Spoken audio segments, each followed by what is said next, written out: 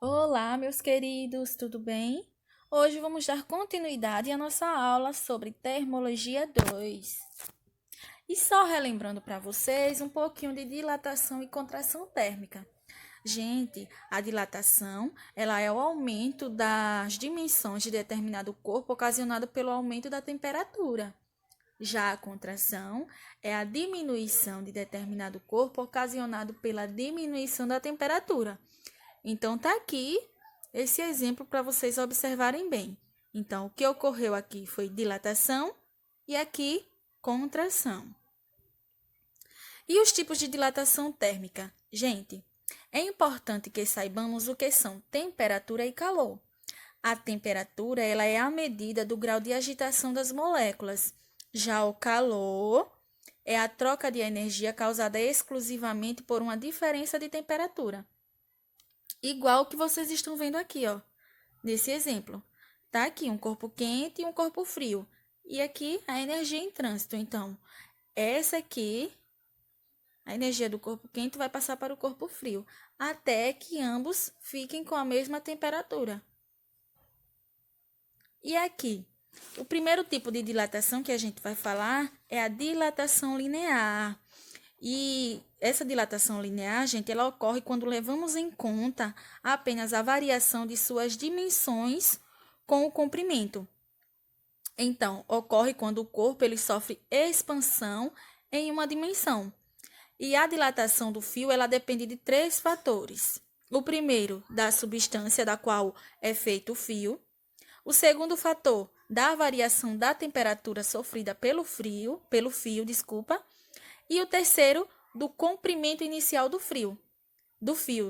E a partir de então, vocês vão ver que ocorre aí a dilatação linear. Falando agora da dilatação superficial, gente, ela ocorre quando um corpo ele sofre dilatação no comprimento e na largura. Ou seja, a expansão ela ocorre nas duas dimensões lineares, ou seja, na área total do corpo. Um bom exemplo são os azulejos, as tampas de caixa d'água, as placas de madeira, esse exemplo que vocês estão vendo aí, a moeda. E agora aqui, a dilatação volumétrica. A grande maioria dos corpos sólidos, gente, eles possuem três dimensões: altura, comprimento e espessura. Então, quando aquecido, o sólido ele sofre expansão em cada uma delas, resultando em um aumento do volume total do corpo. Então, esse aí é o que vocês estão vendo aqui. Volume inicial, volume final, que ocorreu depois que ele foi aquecido. Já aqui a dilatação dos líquidos. Gente, a dilatação dos líquidos ela ocorre da seguinte maneira. Como as moléculas dos líquidos eles têm mais liberdade que as dos sólidos, então a dilatação dos líquidos ele é maior que a dos sólidos. Então, vocês estão vendo aí, nesse exemplo, que o líquido ele se dilata, atingindo aqui um maior volume. E vocês podem observar também que o frasco ele se dilatou, tendo agora uma capacidade bem maior. Já aqui a dilatação anômala da água. Então, a gente vai entender o que é isso. Então, gente, ó, logo quando se eleva a temperatura de certa quantidade de água, a partir de 0 graus Celsius, ocorrem dois efeitos que se opõem quanto à sua manifestação macroscópica. Então, o comportamento irregular da água, ele ocorre entre 0 e graus Celsius, e ele ocorre porque suas moléculas, elas realizam ligações de hidrogênio. Aí você pode perguntar, mas professora, como assim essas ligações de hidrogênio? Lembra lá que a água ela é formada por H2O? Isso mesmo. Então, tá aí essas ligações de hidrogênio. Então, gente, então, quando o grau Celsius, quando ele atinge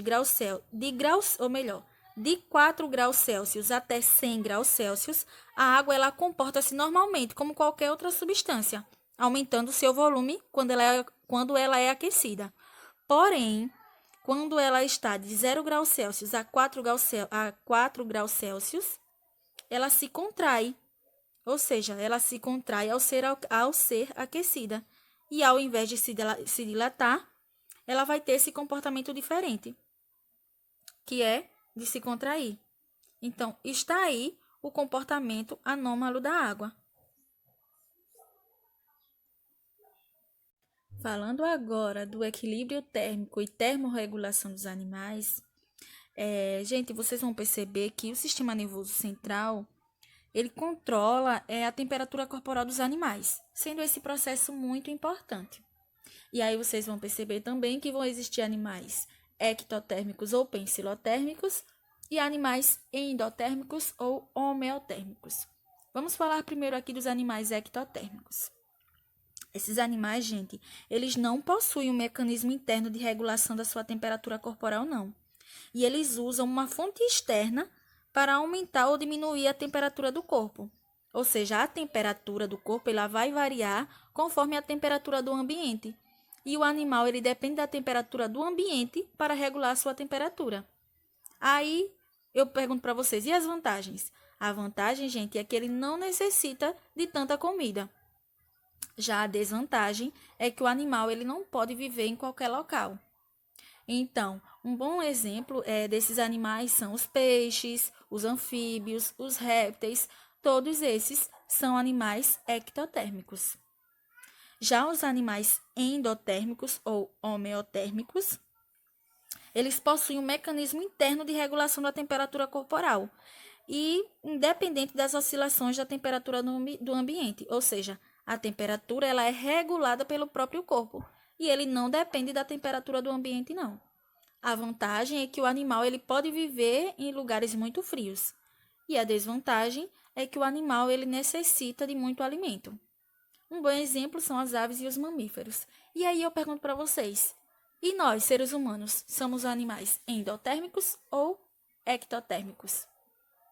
Isso mesmo, somos animais endotérmicos.